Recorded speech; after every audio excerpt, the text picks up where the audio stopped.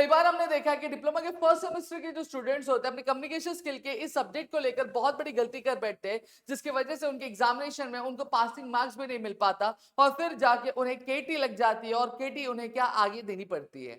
अब यहाँ पर अगर मैं बात करूं तो गलती क्या होती है, गलती की अगर मैं बात करूं तो सबसे पहला चीज होता है उनका ओवर कॉन्फिडेंट। ओवर कॉन्फिडेंट किस चीज को लेकर, कम्युनिकेशन स्किल के सब्जेक्ट को लेकर। अगर वो जब पहले पहले ये टॉपिक देखते थे, जैसे प्रीफिक्स देख लेते, सफिक्स देख लेते, स्पीच राइटिंग देख लेते, अब उनके मन में ये चीज आती है ये सारी चीजें मैंने ऑलरेडी पहले भी की हुई है, अगर मैं इस पर नहीं भी ध्यान दूंगा तो मैं इसको अच्छे से क्या कर लूंगा और मैं एग्जामिनेशन में अच्छा खासा सिक्योर कर लूंगा। और यही जो ओवर कॉन्फिडेंट होता है उनको एग्जाम तक लेकर जाता है, और जहां तक एग्जाम तक इस किताब को उन्होंने हाथ भी नहीं लगाया रहता, तो जब एग्जाम में बैठते हैं तो चीजें नहीं आती है और उनका मार्क्स भी ऑटोमेटिकली गिर जाता है। अब आज की स्टूडियो में मैं कुछ ऐसी चीजें बताने वाला हूं जो आपको फॉलो करनी चाहिए। अगर आपने इसे फॉलो किया तो बहुत ऑब्वियस सी बात है आप एग्जामिनेशन में एक अच्छा खासा मार्क्स स्कोर करेंगे, 70 भी आप स्कोर कर सकते हो। और ऑलरेडी हमारे कम्युनिकेशन स्किल के जो बैचेस है वो हमारे एप्लीकेशन पे रन हो रहे हैं, जहां पे हमने अच्छी तरीके से सारी चीजें कवर करा रहे हैं और कई साल से हम चीजें कवर करवाते हुए आ रहे हैं दोस्तों। अब एक एक करके यहाँ पे हम चीजों की बात करेंगे। सबसे पहली चीज मैं कम्युनिकेशन स्किल की बात कर रहा हूँ, तो देखो जब कभी भी इस एग्जाम के लिए प्रिपेयर कर रहे हो तो आपको सबसे पहली चीज जो पता होना चाहिए वो पेपर पैटर्न पता होना चाहिए। अब पेपर पैटर्न क्या होता है उसके बारे में मैं आपको थोड़ा बता देता हूँ कि यहाँ पे ये मेरे पास प्रीवियस ईयर का क्वेश्चन पेपर है जो मैं आपके सामने यहाँ पे पेश कर रहा हूँ। देखो सबसे पहली चीज अगर मैं बात करूँ क्वेश्चन नंबर 1 जो आपके 10 मार्क्स के लिए आपको पूछा जाता है टोटल, यहाँ पे अगर मैं बात करूँ ABCDEFG, यहाँ पे अगर हम टोटल बात करते हैं तो आपको 7 क्वेश्चन पूछे जाते हैं और 7 में से आपको जो है केवल 5 क्वेश्चन ही अटेम्प्ट करने होते हैं और पर क्वेश्चन की जो वेटेज होती है वो होती है आपकी 2 मार्क्स की वेटेज होती है दोस्तों। फिर वहीं पे अगर मैं बात करूँ क्वेश्चन नंबर 2 में जहां पे हमें 3 क्वेश्चन अटेम्प्ट करने बोला जाता है, पूरे टोटल मार्क्स जो होता है 12 मार्क्स का होता है और टोटल क्वेश्चन कितने दिए रहते हैं 4 में से हमें कोई 3 अटेम्प्ट करने होते हैं, यानी पर क्वेश्चन का जो वेटेज हो जाता है वो कितना होता है दोस्तों, वो आपका 4 मार्क्स का वेटेज होता है। वहीं पे अब आते हैं क्वेश्चन नंबर 3 में, attempt any 3 of the following, 12 marks का है। अब यहाँ पे अगर इसमें अगर मैं बात करूं तो ये आपका पूरा का पूरा राइटिंग स्किल बेस्ड वाला क्वेश्चन होता है। देखो जहां पे आपको पैराग्राफ लिखने बोला जाता है, ठीक है, या फिर डायलॉग लिखने बोला जाएगा। जनरली यहाँ पे देखो डायलॉग या फिर पैराग्राफ लिखने बोला जाएगा। इन 4 में से आपको कोई 3 अटेम्प्ट करने, पर क्वेश्चन का जो वेटेज है दोस्तों वो कितना है, वो आपका 4 मार्क्स का वेटेज है। फिर क्वेश्चन नंबर 4 की जब मैं बात करता हूँ, क्वेश्चन नंबर 4 की अगर मैं बात करूं, यहाँ पे अगेन हमें अटेम्प्ट एनी 3 बोला गया है, ठीक है, 12 मार्क्स का वेटेज है। टोटल अगर मैं बात करूं तो कितने क्वेश्चन पर क्वेश्चन, अगेन ये 4 मार्क्स का क्या वेटेज यहाँ पे ये कैरी क्या करते हैं ये सब्जेक्ट, ठीक है। अब आगे बात करते हैं। अब यहाँ पे अगर मैं बात करूं देखो ये भी चीज है। फिर अब फिफ्थ में बात करूं अटेम्प्ट एनी, अब टोटल 3 क्वेश्चन देखो ए बी और सी। अब ए बी और सी, अब यहाँ पे भी सेम चीज, पर क्वेश्चन के कितने मार्क्स का वेटेज आपका अगर मैं बात करूं 6 मार्क्स का वेटेज कैरी करता है। अब इसमें सब क्वेश्चन दिए 1 2 3 4 5 6 ऐसे 6 क्वेश्चन दिए और पर क्वेश्चन के लिए आपको 1 मार्क्स का मिलता है। जैसे write a word beginning with a prefix dis, ठीक है, write a word beginning with a prefix inter, ठीक है, word ending with the suffix, फिर write the synonym for the word happy. तो इस तरह के क्वेश्चंस आपको देखने मिलते हैं। ये मैंने पूरा पेपर पैटर्न आपको समझा दिया। अब दूसरी चीज जो यहाँ पे हमें देखने मिलती है पेपर पैटर्न करिएगा। अब पेपर पैटर्न आपने समझ लिया, अब आपको ये चीज अंदाजा हो गई है कि पर्टिकुलर किस मार्क्स के लिए, कितने मार्क्स के लिए किस तरह के क्वेश्चन मुझे पूछे जाएंगे और कौन से क्वेश्चन की मुझे प्रिपरेशन क्या करके जानी चाहिए।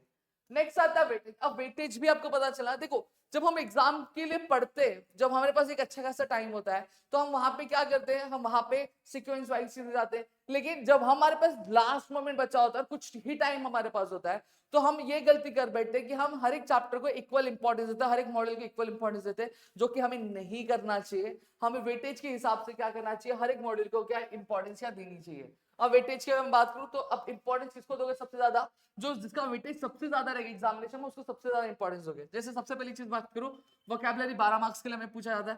पैराग्राफ और डायलॉग राइटिंग 12 मार्क्स के लिए पूछा जाता है। कॉम्प्रिहेंशन सीन और अनसीन 24 मार्क्स के लिए पूछा जाता है। कम्युनिकेटिव लैंग्वेज 14 मार्क्स के लिए पूछा जाता है और प्रेजेंटेशन से 8 मार्क्स के लिए पूछा जाता है। अब यहाँ पे अगर मैं बात करूं तो देखो क्या बोला है, कॉम्प्रिहेंशन सीन और अनसीन 24 मार्क्स के लिए पूछा गया। अब मैं एवं नहीं बात करता, मैं आपको दिखाता भी हूँ। अभी क्वेश्चन पेपर आप देखोगे तो क्वेश्चन पेपर में आप देखोगे ज्यादातर जो क्वेश्चंस होंगे आपको उसी चैप्टर से देखने मिलेंगे। देखो जैसे क्या बोला है, what are the measures need to be taken to avoid use of plastic bag, फिर 4 qualities according to doctor Kalam, फिर describe doctor Kalam's view about failures, state the importance of the laughter for long lasting relations, name the awards won by the Arunima Sinha, write the full form of the abbreviation IQ EQ SQ। अब यहाँ पे अगर बात करूं पहला question 10 marks का है, 10 marks का तो सिर्फ वो आपके थर्ड मॉड्यूल से ही आ रहा है। फिर यहाँ पे भी बात करते हैं अगेन अटेम्प्ट एनी 3 12 मार्क्स का सेम क्वेश्चन यहाँ पे भी देखने मिलेंगे आपको। देखो describe the preparation of Arunima Sinha for the expedition, ठीक है, narrate the way Ajay experience attitudes towards the teacher, describe how a person with a positive attitude can contribute to society, explain how the success story of Dr. Kalam inspires the new generation। अब देखो 12 marks का ये और 10 marks का completely उसी module से based है। 12 और 10 कितने हो गए आपके? 22 मार्क्स हो गए। फिर यहाँ पे अगर मैं बात करूं तो देखो 22 मार्क्स का क्वेश्चन तो यहीं पे सीधा सीधा हमें देखने मिल जा रहा है, समझ में आ गया आपको? तो आप अगर इस तरीके से चीजें करोगे तो इसीलिए बोल रहा हूं कि जब कभी भी आप प्रिपरेशन करो तो वेटेज के हिसाब से मॉड्यूल का इंपॉर्टेंस दो, वो वहां पे कवर करो, समझ में आ गया? फिर देखो पैराग्राफ और डायलॉग राइटिंग में दिखाता हूं, यहाँ पे देखो पैराग्राफ और डायलॉग राइटिंग, यहाँ पे प्रूफ में आपको दिखा रहा हूँ सारी चीजें, ठीक है। पैराग्राफ डायलॉग राइटिंग ये देखो सीधा सीधा 12 मार्क्स का वेटिंग यहाँ पे दिख रहा है आपको। देखो क्या बोला है, compose a paragraph on my favourite teacher, compose a paragraph on the best moment of my life, develop a dialogue between two students. ये देखो सीधे सीधे प्रूफ में आपको दिखा रहा हूँ कि वेटेज किस तरीके से मैनेज करता मैटर करता है। कम्युनिकेटिव लैंग्वेज का भी आप चेक करोगे तो अब यहाँ पे अगर आपको कुछ भी नहीं हुआ है तो आप क्या कर सकते हो, आप 24 मार्क्स के लिए इसके लिए जा सकते हो। 24 12 24 14 12 12 वोकैबुलरी वाले पार्ट में आपको एक में दिक्कत आ सकती है, जो आपका फोनेटिक्स हो उसमें थोड़ी दिक्कत आ सकती है, ठीक है, लेकिन उसकी भी ऑप्शन में आपको चीजें मिलती हैं तो आप उसके अलावा भी अटेंड कर सकते हो, लेकिन इजी करोगे तो हो जाएगा, समझ में आ गया?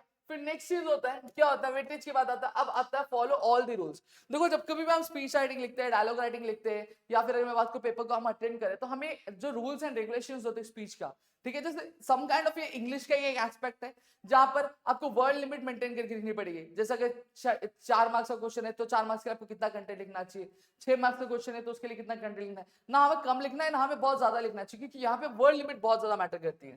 फिर नेक्स्ट क्या आता है हमारा पेपर प्रैक्टिस। पेपर प्रैक्टिस भी अगर हमें करना पड़ेगा। अंटिल जब तक हम पेपर प्रैक्टिस नहीं करेंगे तब तक हम अपनी चीजों को क्या कर पाएंगे, इजिली अलाइन कर पाएंगे क्या? नहीं, चीजें इजिली अलाइन कर नहीं पाएंगे। तो पेपर प्रैक्टिस कैसे करनी है, पीवाईक्यूज मैंने दिया है, वो आप क्या कर सकते हो, वो रेफर कर सकते हो। साथ ही साथ जो पेपर प्रैक्टिस होनी चाहिए वो टाइम बाउंड प्रैक्टिस होनी चाहिए। कई बार इंग्लिश के पेपर में दिक्कत ये हो जाती है कि पेपर लेंथी होता है, ठीक है, करते हम सॉल्व करते हैं, लेकिन ज्यादातर जो क्वेश्चंस हमारे छूट जाते हैं। रीजन ये नहीं होता कि हमें आता नहीं, रीजन ये होता है कि हमने उसे सॉल्व नहीं किया रहता है, हमारे पास टाइम की कमी पड़ जाती है। तो हमें टाइम बाउंड पेपर प्रैक्टिस करना पड़ेगा, जिससे हमें पता चलेगा कि भैया हमारी गलतियां कहाँ हो रही है, हमारे मिस्टेक कहाँ हो रहे हैं, जैसे आपके अंदर एक अलग तरह का कॉन्फिडेंस भी क्या आ जाएगा। और पेपर प्रेजेंटेशन बहुत ज्यादा मैटर करती है। ऑलरेडी पेपर प्रेजेंटेशन के बारे में राहुल सर ने वीडियो बनाई हुई है, नहीं चेकआउट किया तो जाके चेकआउट कर सकते हो, चैनल पे वीडियो डली हुई है। तो ये आपकी पूरी चीजें थी, टाइम बाउंड प्रैक्टिस मैंने ऑलरेडी बता दिया। तो ये सारी चीजें थी जो मैंने यहाँ पे आपको बता दिया। होप आपको चीजें क्लियर होगी। एक चीज और कि जब कभी भी पेपर के लिए क्या कर रहे हो, पेपर प्रैक्टिस कर रहे हो, तो हमेशा एक चीज ध्यान रखना कि आपको टाइम टेबल आपका मिल चुका है, ठीक है। जब टाइम टेबल आपको मिल गया है तो आपको ये चीज पता है कि आपका एग्जामिनेशन कब होने वाला है। तो जब कभी पेपर प्रैक्टिस कर रहे हो, पेपर सॉल्व कर रहे हो, तो उस पर्टिकुलर टाइम में ही बैठ के करो। क्यों? अब ऐसा क्यों कह रहा हूँ, ऐसा इसलिए कह रहा हूँ क्योंकि आपकी जो बॉडी है वो पर्टिकुलर टाइम का अडेप्ट कर लेगी, जिससे आपके राइटिंग स्पीड और सारी चीजें जो होंगी वो एग्जाम के बहुत अच्छे से प्रिपेयर क्या हो रही होगी, ठीक है। तो मेरे ख्याल से यहाँ पे चीजें समझ में आ गई होंगी। स्टिल अगर कुछ डाउट है, कुछ दिक्कत है तो प्लीज मुझे कमेंट सेक्शन में कमेंट करके जरूर बताना। और अगर आप चाहते हो हमारे क्रैश कोर्स ज्वाइन करना, नीचे फॉर्म की लिंक है, उससे फिल करना, क्योंकि स्टार्टिंग के कुछ स्टूडेंट्स को ही क्या मिलेगा, जो डिस्काउंट या लॉन्च के दिन वो क्या मिलने वाला है दोस्तों। तो चलो मिलते हैं अगले वीडियो, तब तक के लिए घर पे रहो, सुरक्षित अपना ध्यान रखना दोस्तों। जय हिंद दोस्तों।